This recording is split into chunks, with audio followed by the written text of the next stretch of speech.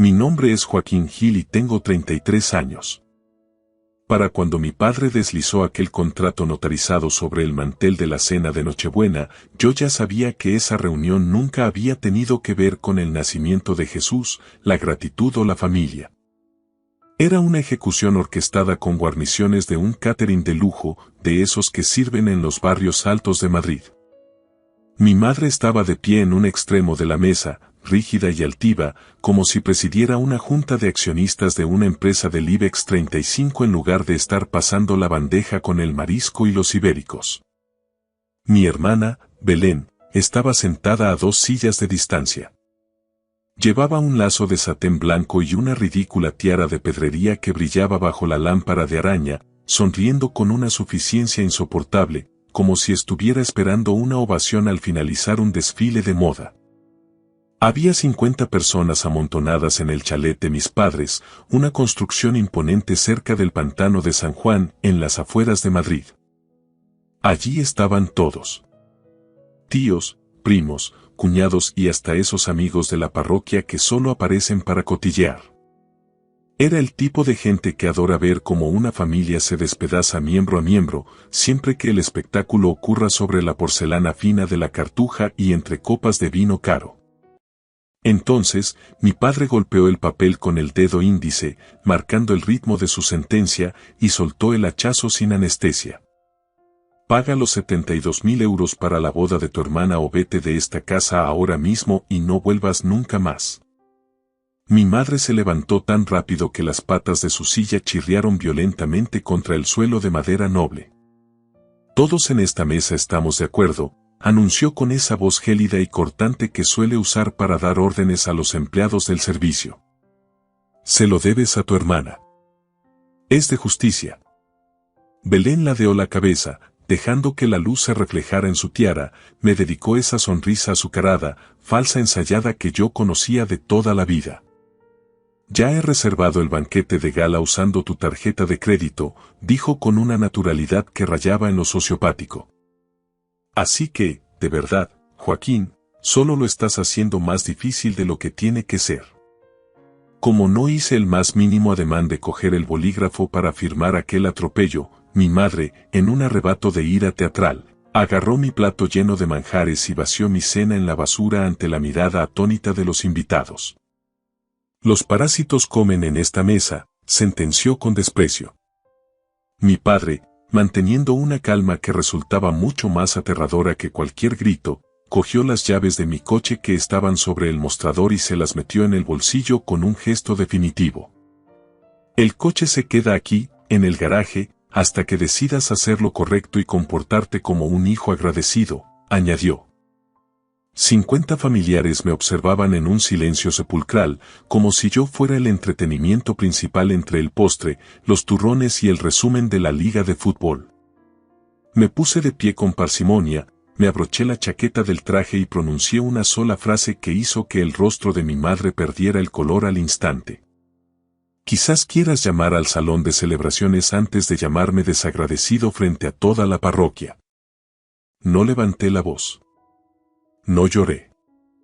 No supliqué. Fue precisamente esa falta de drama lo que los descolocó por completo. Mi padre siempre había odiado mi calma más que mi ira. La ira me hacía parecer una persona emocional y vulnerable, pero la calma me hacía parecer un hombre seguro de sus activos. Toda la sala se quedó congelada durante un instante eterno. Y entonces Belén, rompiendo la tensión, soltó una carcajada estridente. ¡Ay, por Dios, Joaquín! No seas tan dramático, que pareces un actor de telenovela barata, dijo reclinándose en su silla, mientras su mano impecablemente manicurada descansaba sobre el contrato como si los 72.000 euros ya estuvieran en su cuenta de ahorros. Trabajas en cumplimiento normativo. Te pasas el puñetero día revisando riesgos, balances, gastos ajenos. 72.000 euros no es una cifra imposible para alguien con tu sueldo. Es una boda, no una guerra civil. La miré fijamente y estuve a punto de reírme yo también, porque esa frase definía la patología de mi familia mejor que cualquier informe psicológico. Para ellos, mi formación, mi sueldo ganado con esfuerzo, mi disciplina y mi aburrida responsabilidad de adulto no eran logros personales, sino activos comunitarios. Cualquier cosa que yo hubiera construido con años de madrugones y estrés era, de alguna manera, un recurso de la caja común familiar, especialmente si Belén quería algo ridículamente caro que quedara bien en sus fotos de Instagram. Mi madre se cruzó de brazos, reforzando su postura de ataque. Tu hermana solo tiene una oportunidad en la vida de tener la boda que se merece por su posición. Y yo solo tengo una oportunidad de ser tratado como un ser humano con derechos, no como un cajero automático, respondí con frialdad. Parece que ambos hemos venido a esta cena con sueños y expectativas muy diferentes. Fue entonces cuando mi padre soltó lo que, según su estrategia, debía ser el golpe de gracia para rematarme. Empezó a decir que se había mantenido callado durante años mientras yo vivía de forma egoísta e independiente, mientras la familia invertía amor en mí sin recibir dividendos a cambio. Luego, con una precisión contable digna de estudio, empezó a enumerar cada céntimo que habían gastado en mi crianza, como si estuviera leyendo las líneas de una factura de liquidación. Mi primer coche de segunda mano, el año que me permitieron quedarme en casa tras la universidad, el dinero para los libros de texto de hace más de una década.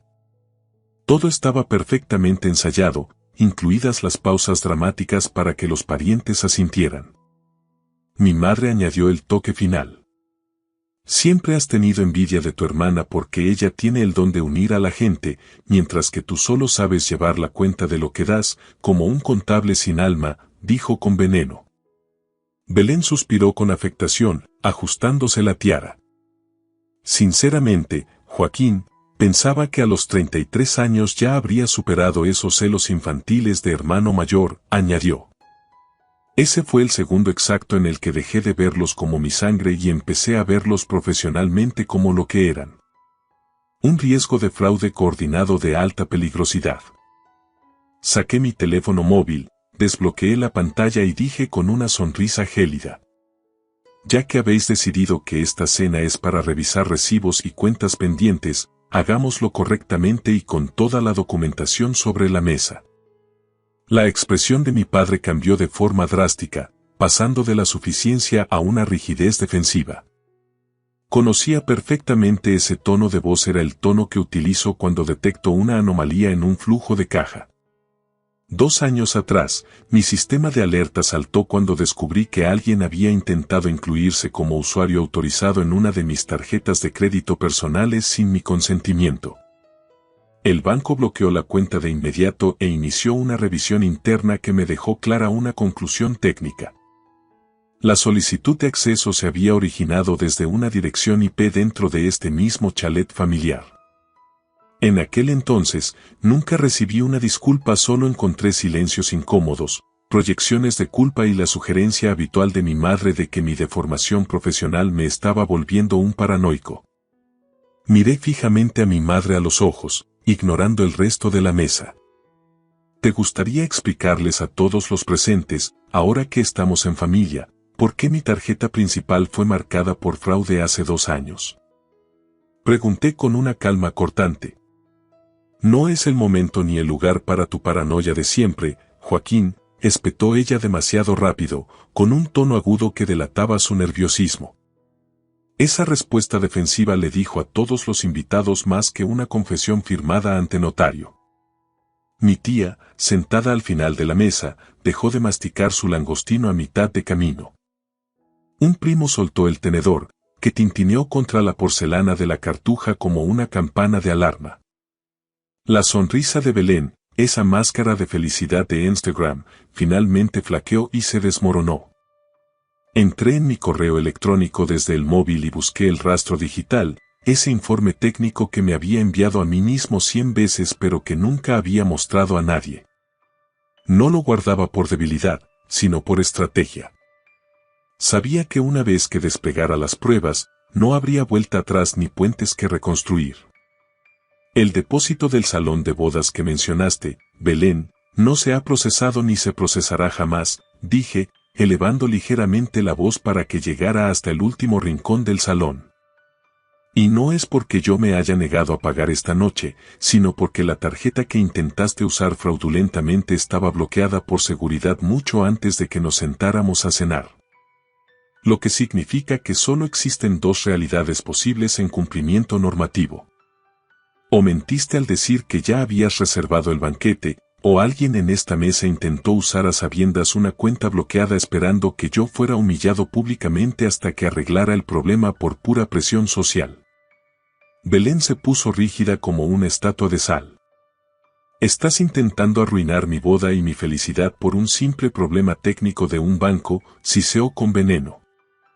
No, respondí con una frialdad absoluta, estoy exponiendo un intento de robo sistemático mientras los demás intentan terminar su besugo al horno.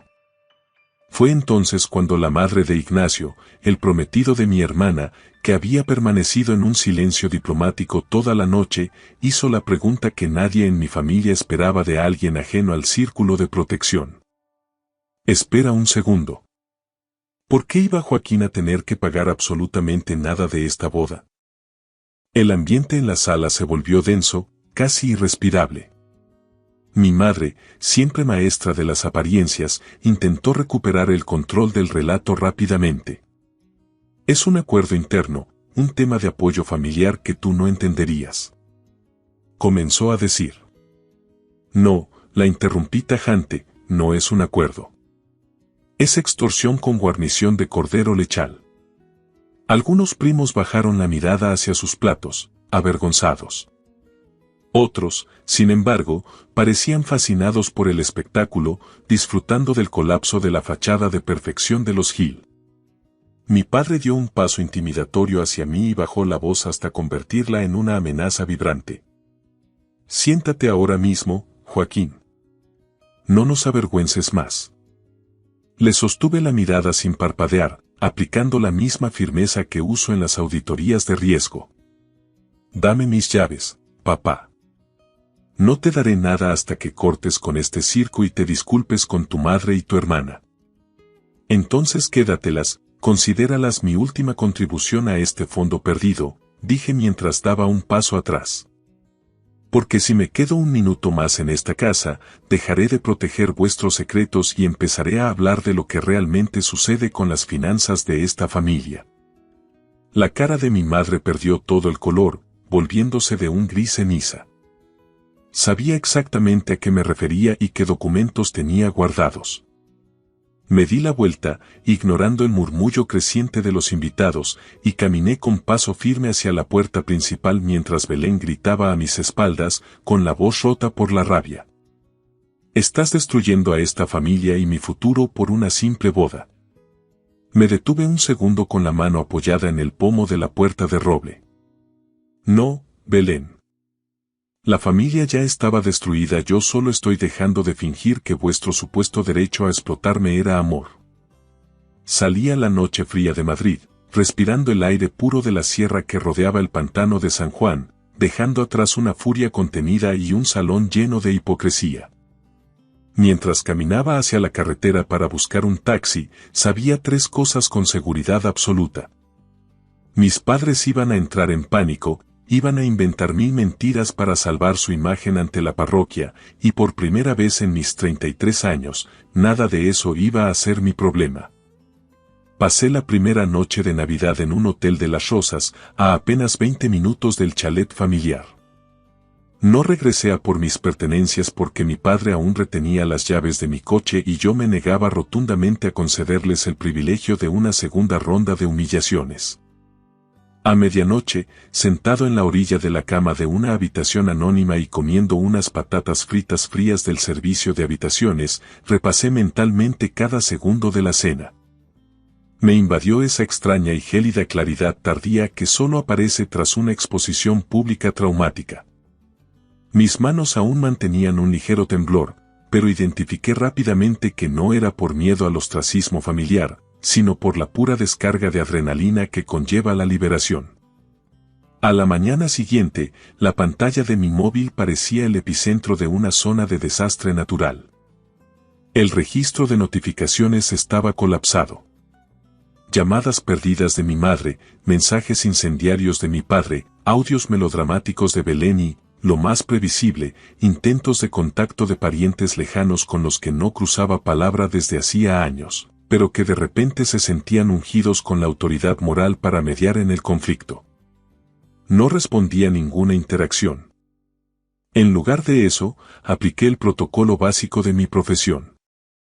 Hice capturas de pantalla de cada amenaza y comentario, organizándolo todo en una carpeta encriptada de alta seguridad.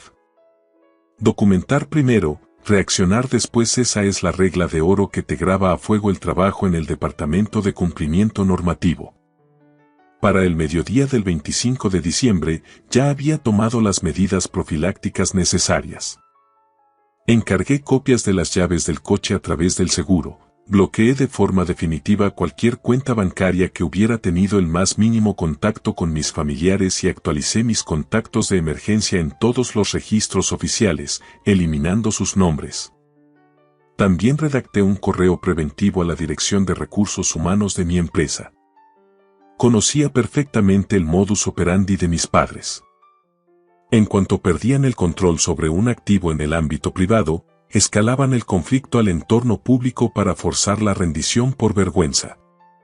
Mi nota fue aséptica y profesional.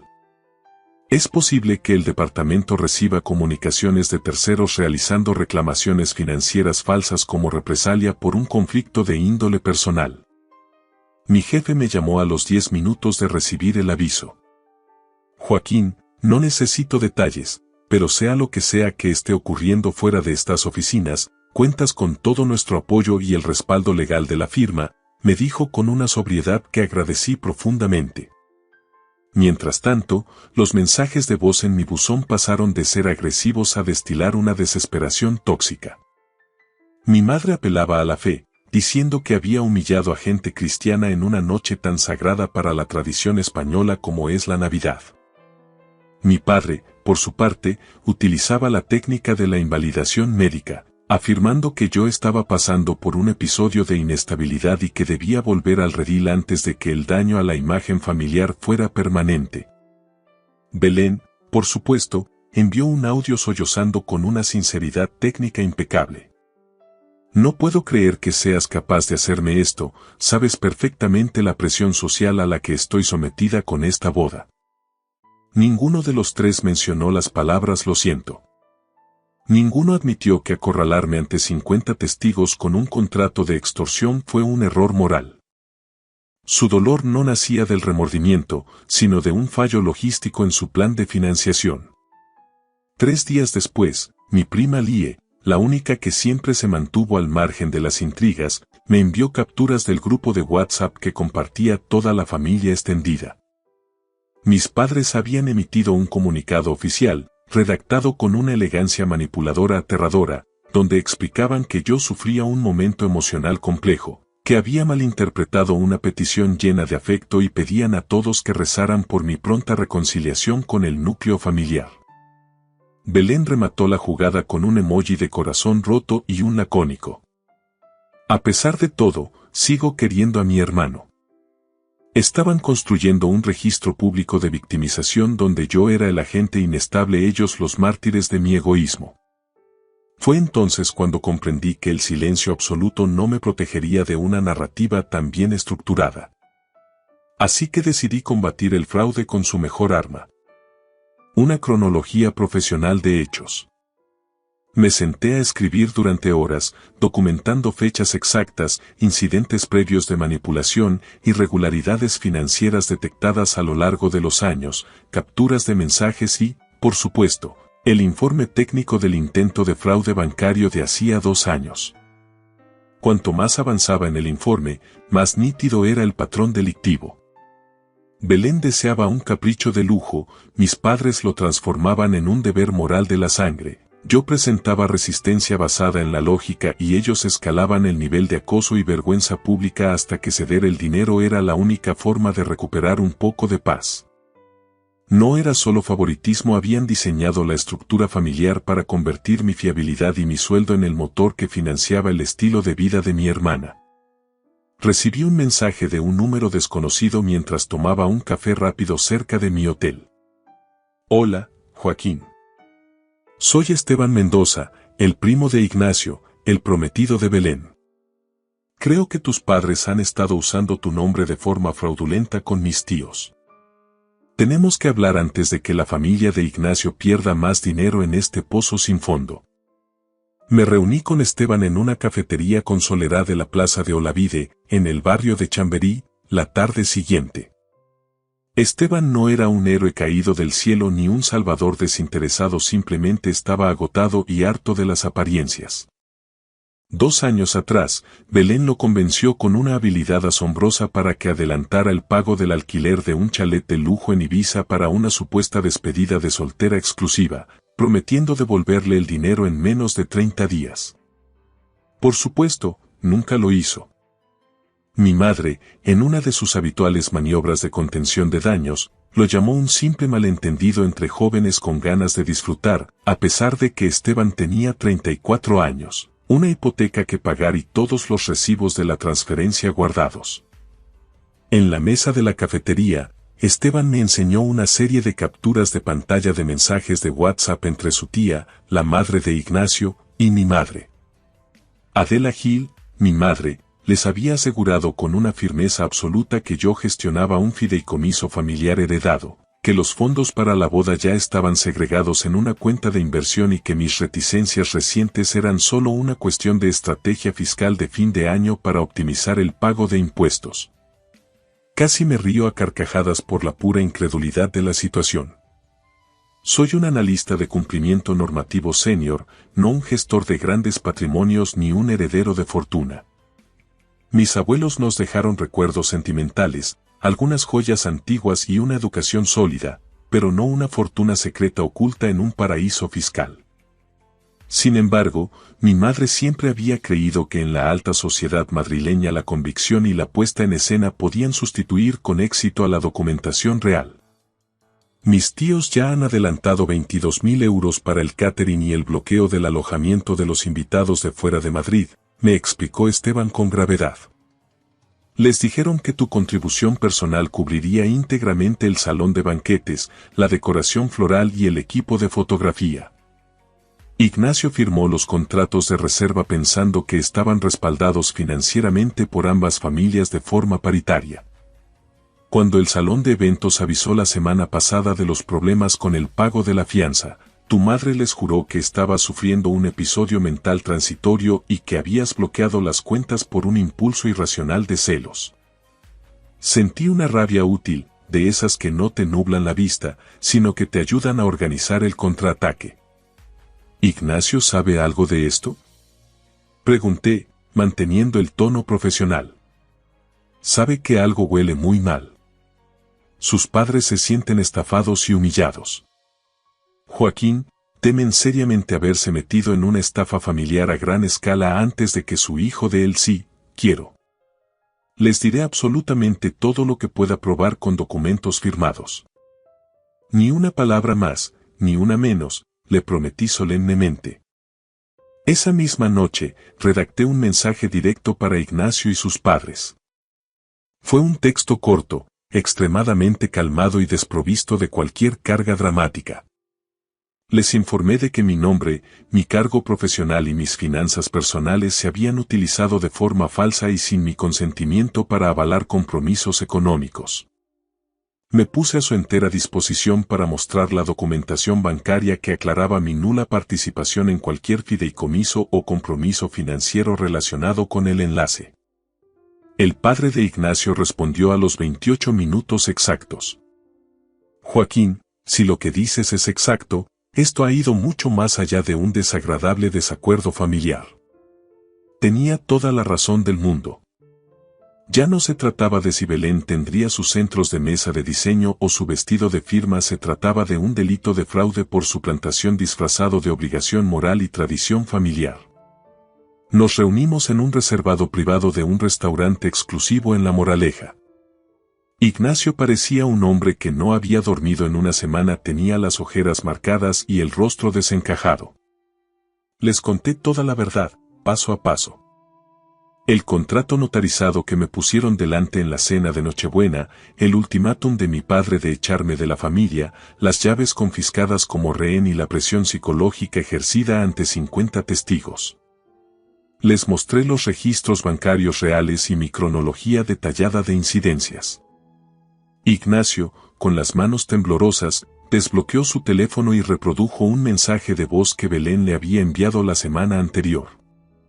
En el audio, con una voz cargada de falso cansancio, ella se quejaba amargamente de que yo estaba retrasando maliciosamente la liberación de los fondos de la herencia y que, si él lograba controlar las dudas de su familia, ella se encargaría de meter en vereda a su hermano. ¿Sabía Belén que no existía ningún fideicomiso familiar? Preguntó Ignacio, mirándome directamente a los ojos, buscando una última esperanza de que su prometida fuera una víctima y no una cómplice. Sí, respondí con firmeza. Sabía lo suficiente como para entender perfectamente que ese dinero no existía y que el que sí existía, mi sueldo, no era suyo para disponer de él. El padre de Ignacio se levantó de la mesa sin decir palabra para hacer 3 llamadas telefónicas desde el pasillo. Cuando volvió al reservado, la atmósfera en la habitación había cambiado por completo, se respiraba una frialdad ejecutiva. El pago del catering ha sido suspendido de inmediato. El bloqueo de las habitaciones de hotel para los invitados, también. Mi abogado personal revisará a partir de mañana cada declaración y cada promesa que tus padres han hecho a mi familia. Hasta que termine esa auditoría legal, no hay boda, no hay celebración y no hay unión de ningún tipo. Belén se presentó en mi apartamento de Madrid esa misma noche, sumida en un colapso emocional absoluto. No quedaba rastro de la tiara ni de la altanería que exhibía en el chalet del pantano de San Juan. ¿Eres consciente de lo que has provocado?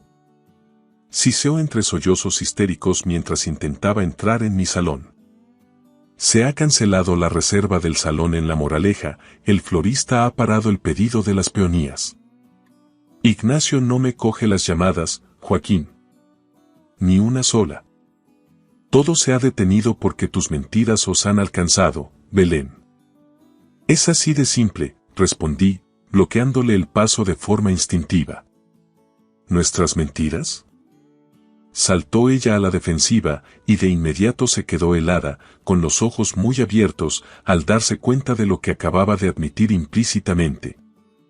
Esa única sílaba, ese nuestras, decía la verdad con más nitidez que cualquier declaración jurada ante un juez. Por primera vez en su vida, Belén no parecía la hija de oro intocable, parecía una estafadora aterrorizada que veía cómo su castillo de naipes se derrumbaba ante un soplo de realidad. Joaquín, por favor. No dejes que piensen que hice esto yo sola, susurró con una voz quebrada. Ayúdame a arreglarlo con Ignacio. Nunca en 33 años me había pedido ayuda como un hermano, siempre lo había hecho como un beneficiario que exige un dividendo. No lo hiciste sola, Belén, eso lo sé, le dije con una tristeza profunda, pero lo hiciste. Y esta vez no hay fianza que pueda pagar tu rescate. Me dijeron que siempre nos salvarías, que eras el pilar de la familia, sollozó ella, derrumbándose en el rellano. Ahí estaba, finalmente verbalizado, el credo tóxico de los Gil. Joaquín lo absorbe todo, Joaquín lo arregla en silencio, Joaquín paga la factura.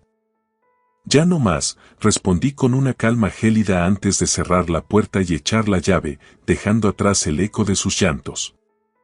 Al día siguiente, mis padres lanzaron su última ofensiva desesperada, un ataque de tierra quemada.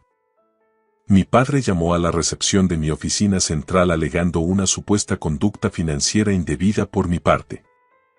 Afortunadamente, el equipo de seguridad ya estaba sobre aviso y lo marcó como una incidencia externa, derivándolo al Departamento de Recursos Humanos. 2 horas más tarde, mi madre envió un correo incendiario a uno de mis directores de división afirmando que yo había malversado ahorros familiares. La respuesta de mi director fue un muro de profesionalidad. Por favor, dirijan cualquier alegación de índole personal a través de sus representantes legales. Esta firma no interviene en disputas privadas. Esa noche, mi padre dejó un último mensaje de voz. Ya no había gritos ni autoridad, solo un pánico vibrante que resultaba patético. Joaquín, por el amor de Dios, llámame. Esto se nos está yendo de las manos por completo. La gente en el club y en la parroquia pregunta. Belén se está desmoronando por minutos. Los suegros amenazan con retirarlo todo y demandarnos por daños. Podemos sentarnos y explicarlo, podemos cuadrar las cuentas. Recibí 36 mensajes similares en menos de 12 horas. En uno de ellos, soltó la frase definitiva. No entiendes lo que esto nos va a costar en prestigio y dinero. Se refería a su coste reputacional, no al mío, pero fue lo más cerca que estuvo nunca de entenderme. Yo solo era una variable en su balance de beneficios. Hice un último movimiento de auditoría. Envié un correo electrónico masivo a todos los familiares que estuvieron presentes en aquella cena de Nochebuena. Adjunté las pruebas objetivas. El contrato de extorsión, los mensajes clave de Belén y los correos que mi madre envió a mi trabajo intentando destruir mi carrera. No añadí insultos ni juicios de valor. Solo envié pruebas. El efecto en el ecosistema familiar fue sísmico e inmediato. El hermano de mi abuelo, un hombre respetado de 80 años al que nadie se atrevía a contradecir, llamó a mi padre esa misma tarde. Su voz, grabada en otro audio que me llegó, fue lapidaria. No estás disciplinando a un hijo, Manuel. Lo estás extorsionando como a un extraño. La boda se canceló oficialmente 3 días después. Ignacio terminó el compromiso con un correo electrónico brutal que Esteban me filtró. Ante la tergiversación material de los hechos y la pérdida irreparable de confianza, no veo ningún camino a seguir en esta relación. Mis padres habían querido forzarme a un pago de por vida y, en su lugar, habían empujado a su hija predilecta a un colapso público que ya no podían ocultar tras las fotos de Instagram. Una semana más tarde, bajo la presión del resto de la familia extendida, mis padres pidieron una videollamada colectiva. Éramos 20 personas conectadas en pequeños cuadrados en la pantalla. Mi padre parecía haber envejecido 10 años en una semana. Mi madre parecía furiosa, pero obligada por las circunstancias. Y entonces, porque no les quedaba otra jugada en el tablero, se disculparon públicamente. Mi padre admitió que yo nunca acepté pagar la boda y que el contrato fue una coacción. Mi madre admitió que habían hecho suposiciones financieras falsas en mi nombre ante terceros. Mi padre añadió que intentar contactar con mi empresa fue un acto inaceptable. Fueron 8 minutos de una justicia seca que alteraron 33 años de gravedad familiar distorsionada. Poco después, me mudé a Valencia. No lo hice por despecho, sino aprovechando una promoción interna para dirigir un equipo regional. Alquilé un piso luminoso cerca de la ciudad de las artes y las ciencias, con grandes ventanales que dejan entrar la luz del Mediterráneo y, sobre todo, sin espacio para culpas heredadas ni contratos bajo el mantel. Compré una mesa de comedor de madera maciza que me encanta e invité a cenar a amigos reales, de esos que nunca me obligaron a ganarme mi sitio mediante transferencias bancarias. La primera cena de Nochevieja en mi nuevo hogar fue tranquila, casi aburrida en su normalidad. Y fue, por eso mismo, perfecta. A mitad de las uvas, miré alrededor y me di cuenta de que nadie llevaba la cuenta de lo que yo debía o dejaba de deber. Nadie estaba poniendo a prueba mi lealtad con chantajes disfrazados de afecto. Nadie estaba tendiendo una trampa y llamando la tradición. Ser el fuerte en una familia tóxica a menudo solo significa que has sido el más fácil de explotar por tu sentido de la responsabilidad. Pero en el momento en que decides dejar de cargar con el peso que los demás han puesto sobre tu espalda, te llamarán cruel, egoísta y desagradecido. Te llamarán de todo, Joaquín, excepto lo que realmente eres ahora. Libre. Gracias por escuchar la historia hasta el final. Dale like y deja un comentario. Suscríbete al canal y activa la campana para no perderte la próxima historia. Les deseo todo lo mejor.